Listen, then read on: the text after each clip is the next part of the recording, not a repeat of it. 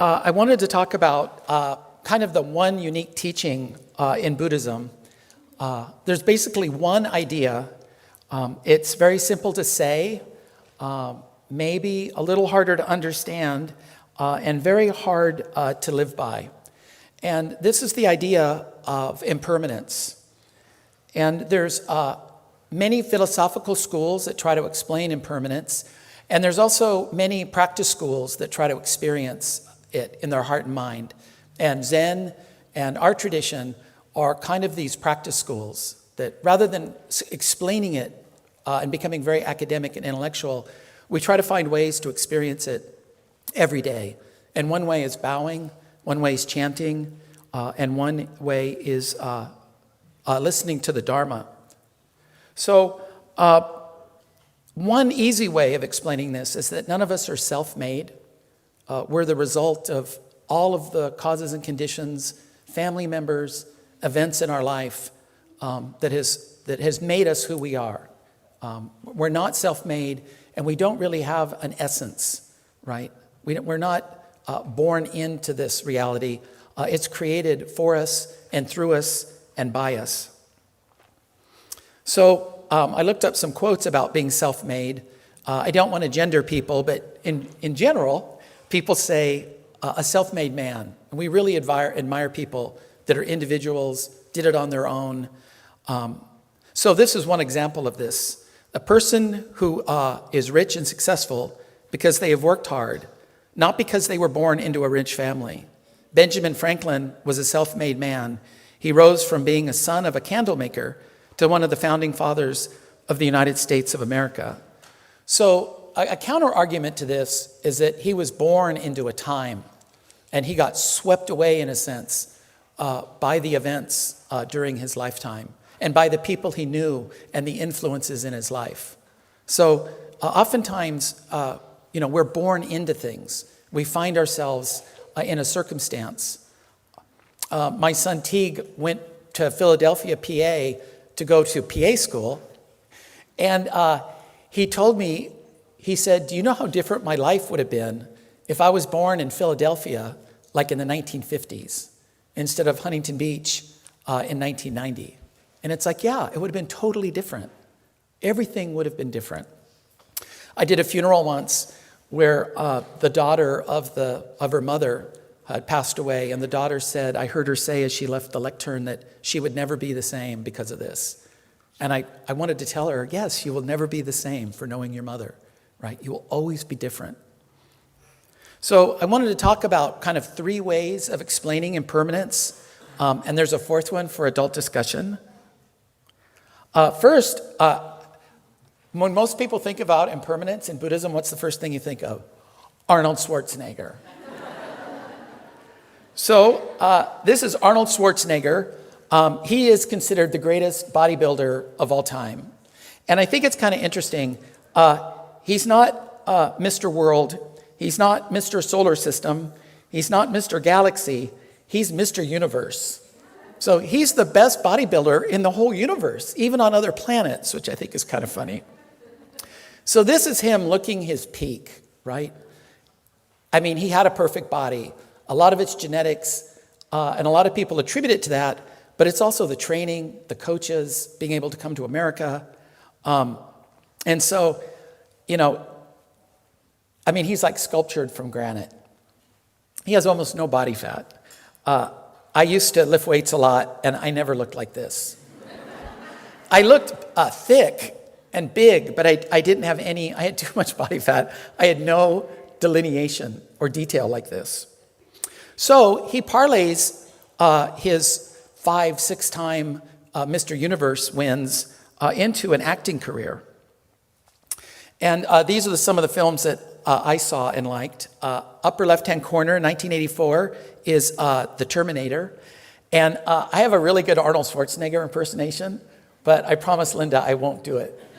I won't do it today. 1988 with Danny DeVito, they were in the movie Twins. 1982, he was Conan the Barbarian. 1990, this is Kindergarten Cop. And this is the one where he says, I don't have a tumor. I'm sorry. And then And then just last year was FUBAR. It was FUBAR 2023. And he looked a lot different, right? It's been a long time, and he's aged. And he's not the same person he was. And he could lift weights every day. And aging is, they always say Father Time is undefeated. But he's been making kind of a comeback. It's kind of neat. Rather than being embarrassed or hurt or by the changes, he's kind of embraced it and kind of reinvented himself. So during the Super Bowl, he did a lot of car commercials for Allstate Insurance with Danny DeVito. And this is where he couldn't say neighbor. He said neighbor, neighbor. And it's very interesting how your negatives can become positives. Most actors go to an accent coach to learn how to do a British accent if you're going to do a British film. But he had an accent removal coach. And they tried to get this Austrian accent out of him, and they never could do it. And so this actually made him unique and gave him a lot of juice, and people wanted him because he brought something new and different to a role. And also, about a week or two after the Oscars, after the Super Bowl, he was in the Oscars. And he showed up again with Danny DeVito and Michael Keaton. They gave Michael Keaton a hard time. And I didn't realize this because I'm not up on Batman lore, but Michael Keaton was Batman, Danny DeVito was the Penguin, and Schwarzenegger was Mr. Freeze. So there's that. So, this is him before, and this is him now. And this is the way he talks about aging. It's almost like the Four Gates with the Buddha. He was young, he was powerful, he was rich, and he had the perfect body in his 20s and 30s. And now, in his 70s, everything's changed. And he didn't ever think it could happen. Right? That's the problem. He never thought that he would age, that he would always look like Mr. Universe. It's one thing to see yourself get older and more out of shape. But most of the people never have been in shape. So what does it mean to be in shape? It's just when you have been hailed for years as this supreme body, and you have the definition, and you see the veins coming down your abs, and you see veins on top of your chest. You were Superman. I know, you see all of this stuff. And now you cut. And you roll the clock forward 50 years. And now you're standing there and you don't see that anymore. So that's kind of like, wow. I never, ever thought about that when I was like 30 years old or 40 years old, that this is going to happen. So, as he gets older, he's much more self-reflective. And he's got much more depth, I think, to be able to share this and communicate this. And it's kind of a warning to everyone that this is a natural process that really can't be avoided. So there are three ways to kind of explain the experience he's having.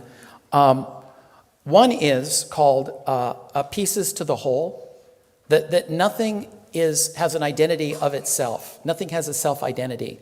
Everything is constructed from pieces and parts. So one example, at work, I used to work in a computer programming environment where they did computer-aided design, and the assemblies group was responsible for taking like an assembled motor and doing an exploded view.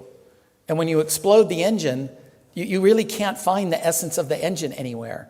It's just lots of bolts and screws and wires and tubes, but there's no underlying identity. It's just a combination of parts that fit just the right way that make that thing exist. So I went back and I got my pencil. I was saving it in my notebook. We don't really use pencils that much. This is a number 2 HB. This is what I used to use in college. And we actually still have a pencil sharpener in the office, which I was amazed to find. But I have a little video here kind of explaining that this pencil, we only can identify as a pencil when all the parts coalesce and come together. And it doesn't have any internal fixed identity. It's mainly a relationship between other existing things. The most immediate ancestor of the pencil is a cedar tree in the Pacific Northwest. But the loggers who harvest the timber are also its ancestors. And these men don't work alone. They, in turn, are assisted by the people and industries that produce the saws, rope, and countless other tools that they use. These are also the ancestors of our pencil. As is the waitress at a nearby diner who sells the loggers lunch, to say nothing of the thousands of people involved in producing that simple midday meal. Across time and space, the web grows.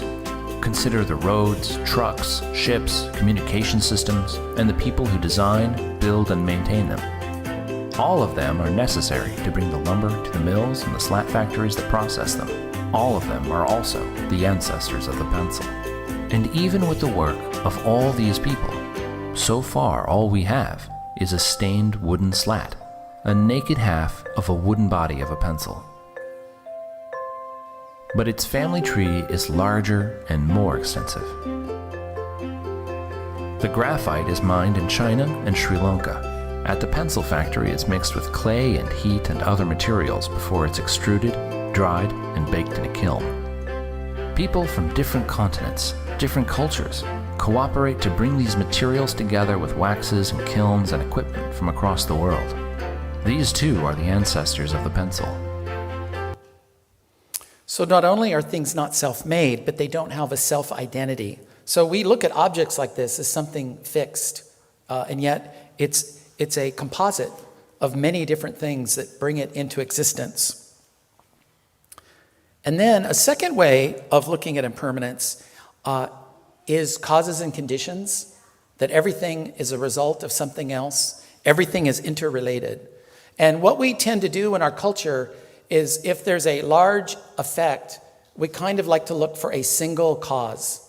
So this happens a lot, like when there's a bridge disaster or an airplane has an emergency landing. We always try to find like the one single cause that made it happen. And I think we do that because it makes us feel good. It's easier to understand and it's simpler. It's scarier to think that it's a lot of different events occurring at just the right time to cause a failure. So this happened in the movie Sully. It's The Miracle on the Hudson. This happened in 2009. So this year was the 15-year anniversary of this. But they get hit by a bird. It goes into one of the engines, and they lose power, and they start to stall. And most of the movie is trying to find a single person to blame. Usually they don't blame the mechanisms or the airplane. They usually, it seems like they try to blame the pilot. They try to find human error. But in this case, they weren't able to do that. And then they decided to make Sullenberger, Captain Sully, the hero, that he single-handedly saved this plane by landing it on the Hudson River in the freezing cold of January.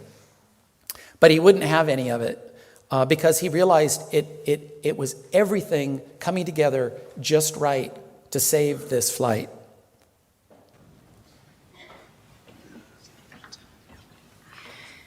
I'd like to add something on a personal note. I can say with absolute confidence that after speaking with the rest of the flight crew, with bird experts, aviation engineers, after running through every scenario, after interviewing each player, there is still an X in this result. And it's you, Captain Sullenberger. Remove you from the equation and the math just fails. I disagree. It wasn't just me, it was all of us. It was Jeff and Donna and Sheila and Doreen and all of the passengers, the rescue workers, the air traffic control, the ferry boat crews and the scuba cops. We all did it. We survived.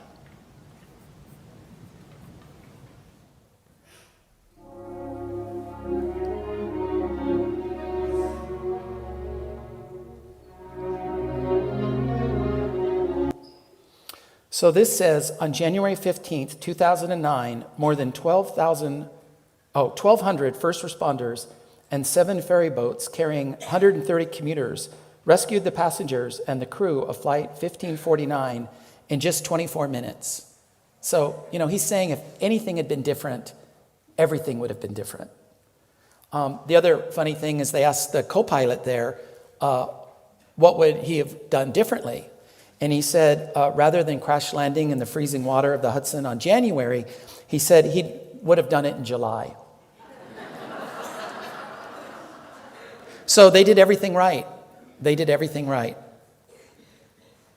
And then another way of looking at this is from a more psychological aspect, that we kind of interpret the world through our own opinions and ideas. And the way reality appears to us is the way we cognize it, the way we think about it. Our thoughts and emotions that we bring to a situation affect the way we see things. So, we're actually assigning meaning to our lives. And without changing the events on the ground, life can be something wonderful and beautiful, or it can be a struggle. It depends on how we cognize the world and how we think about things. And if we can be more aware of our thoughts and how we think and how we perceive, that gives things a sense of impermanence, right? Your life, the world around you, is not fixed. It's how you experience it and feel it and think about it. That, in a sense, you're creating reality. You're creating a world that you live in. Shinran has a quote. I meant to use a long O on shonen, but it looks like I put on umlauts, 2 little dots.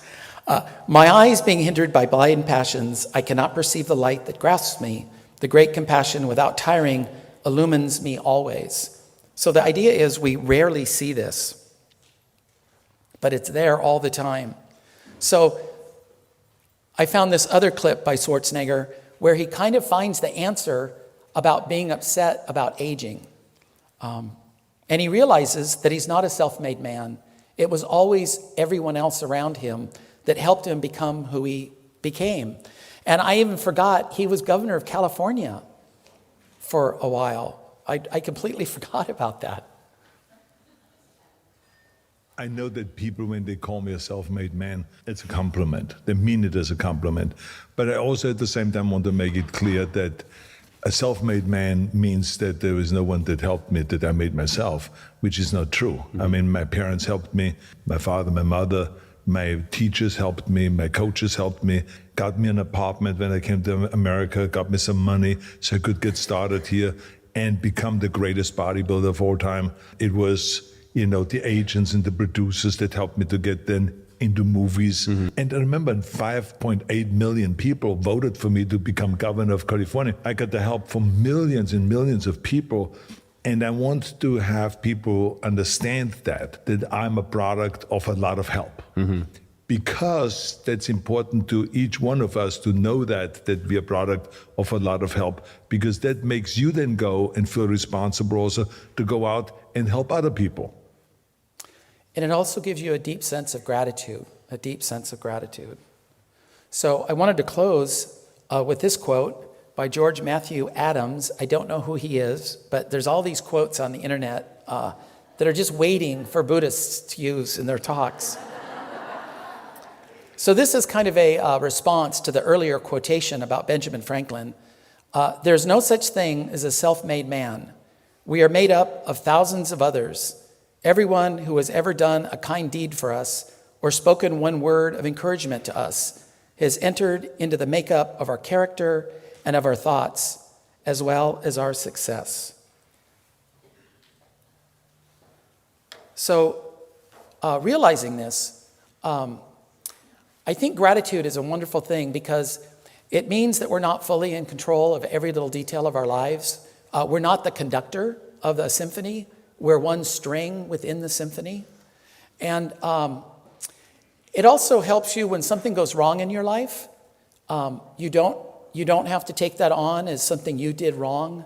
You don't have to feel guilty. You don't have to feel like a victim. Because when we do that, we're trying to maintain an illusion of control. Like we can't let go of this idea that we're in control of everything and everything makes sense. So we have to create a story in which we're at fault and we're the cause. It also helps us realize this profound sense of gratitude, that everything we've done was from the help of others. And that's a profound sense of thankfulness. And it's a little frightening to realize that, we're all interconnected and we're all working together, but it also gives you a sense of wholeness or equanimity. So I just wanted to share this with you today. I think Namo Amida Butsu and the Pure Land isn't so much a name or a place, but a relationship, right? Our finite selves are connected to something far greater than we can imagine. And we're actually overwhelmed by reality. And it's actually external causes that lead to our life much more than we think about internal causes. So if you could please join me in Gasho. Namo Amida Butsu, Namo Amida Butsu, Namo Amida Butsu, Namo Amida Butsu. Thank you very much.